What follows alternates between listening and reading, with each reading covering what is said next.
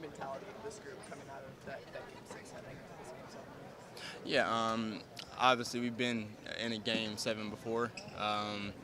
We understand that in going in tomorrow's game, we have to, be more of a team-oriented mindset out there on the floor, defensively and offensively. We have to be the more aggressive team for 48 minutes, the more together, faster team, just a more complete team. And we believe that that will result, in our favor. But we just have to, string together each possession for all 48 minutes. Mark mentioned that it was kind of offensively for you guys where you weren't able to really generate good looks throughout the night. What are some of the key takeaways and so that you guys are able to get good looks in game seven there? Yeah, we saw the way that they were playing us, and watched a lot of film on that. I have to have better movement, more early passing. I think there was a point in the game where we had I think it might have been at halftime. We had 10 or 11 turnovers and 3 assists or something like that. So we definitely have to trust each other when we're out there, and I think the ball has energy, and whenever everybody's rolling, it makes us a tougher monster to beat. What stood out to you about the way they changed things up and were attacking after half court and really prevented you guys from getting downhill like you were so effective the previous game? Yeah, they did a really good job of being in the shell spots. I mean, they were tight in their loads, and they guarded well with all 5 players. They scrambled to the best of their ability, but I think it started with they're just tight in the paint and tried to take that away first and make us put on the outside. Obviously, the biggest basketball game of your career, I would assume at this point. Obviously, just how do you prepare mentally, or how are you preparing mentally, over the last 24, 48 hours? Just like any other game, honestly. We know when we're in between the lines, it's the same basketball game that we played all season.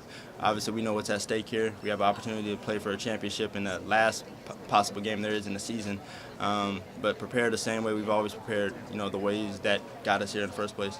How do you compartmentalize that with also realizing you can win a championship and not get too antsy, not try and get out of the system and everything? Yeah, I think it's when we can realize that just being who we are, not getting too caught up in what comes with the win, just getting the win. But that just comes with staying present, not looking too far in the future. Like I said a second ago, attacking each possession at a time, and just being in the moment, being for each other, and everything else will play out. How do the nerves compare to the nerves of game one? I don't know if there's any more nerves than there would normally be. I think there's just maybe a tad bit more anticipation. Honestly, obviously it's the last game in the season, and we know what we're playing for, and so we're ready to go out there and just give it our all and put everything out on the line. There's nothing else after this game, so we just got to leave it all out there. Isaiah, since you do have to play a game seven, how nice is it that you get to play it in your home arena? How much does that help you guys as a group? I mean, the energy that the crowd gives off each and every night is amazing. I believe we have the best fans out there. They're with us through wins and losses. No matter what we're going through, they're always behind us. And just being able to have this opportunity to have this moment with not only the team and our families, to have this moment with the fans in here it's gonna be great. You're expecting the best crowd you've ever seen here? Oh, for sure. For sure. On a totally random note, do you have any good stories about Donnie Strack and what he means to this team? He's got his start in the NBA as a Pacers Bowl pro back in the day. Yeah, I mean, I think one thing that's really good with this team is everybody, from Donnie to the players to front office and all that, we're all connected, and we've leaned on each other all season, no matter what we're going through, no matter the position. Everybody's really close knit. It's really a family, and he's played a big part in that, up to this point. And so, just continuing to grow in that way, it's been our journey, and it's been good. Isaiah, last game seven in the finals was 9 years ago, 2016. Do you remember where you were that moment, watching the game? Do you remember that? 9 years ago in 2016, I can't say that I remember exactly where I was and what I was. You watched the game, right? Probably. Cavs and Warriors, Game 7. I don't know. I watched the game, but I can't. That's so far back. I don't know exactly where I was. I mean, obviously I know the intensity that was played in that game, and the emotions, and not only that the players have, but everybody watching. Me, the fans, and just who's gonna win, who's gonna come out on top.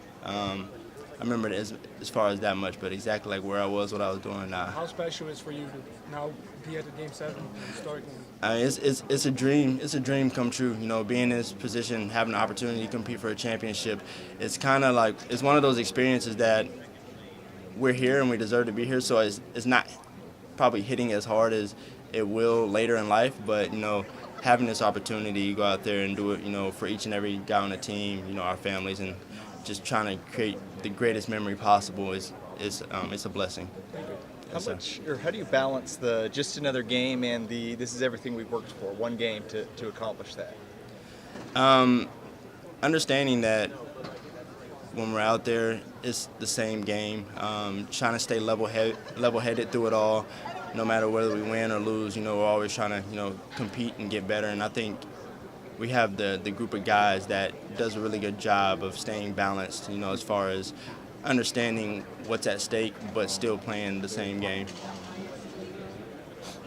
Were you on the golf course last time in 2016? Probably.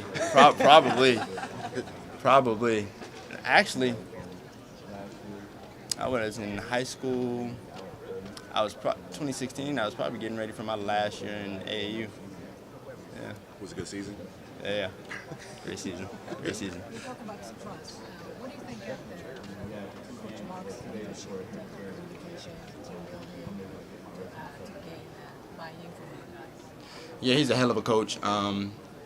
He understands the connectivity that we have to have, not only between the players, but, you know, with him out there. He's a great leader. He tries to do the right thing at all times. He's a player coach, so he really tries to relate to us and everything that he, you know, teaches or preaches to us. And he understands, you know, what we have here, the players that we have, and how to get us going and, you know, put us in the right position to be successful. Last question for Isaiah. Thank you all. Thanks, guys. Thank you.